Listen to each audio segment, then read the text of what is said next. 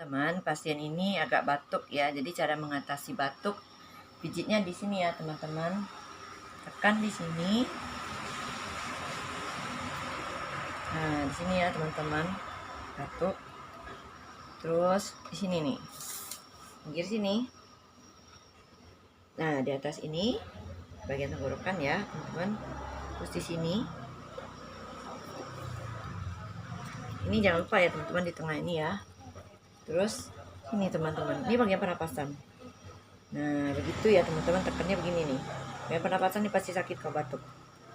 Ini paling penting sekali di sini ya, lambungnya di sini. Karena lambung juga pengaruh tuh teman-teman. Nah sini satu lagi. Nah begitu ya teman-teman. Dilakukanlah agak 3 hari itu turut. Nah berkurang nanti batuknya. Tapi minum juga jus kundur batang ya teman-teman, kalau bisa lebih cepat lagi sembuhnya. Oke lah teman-teman, terima kasih.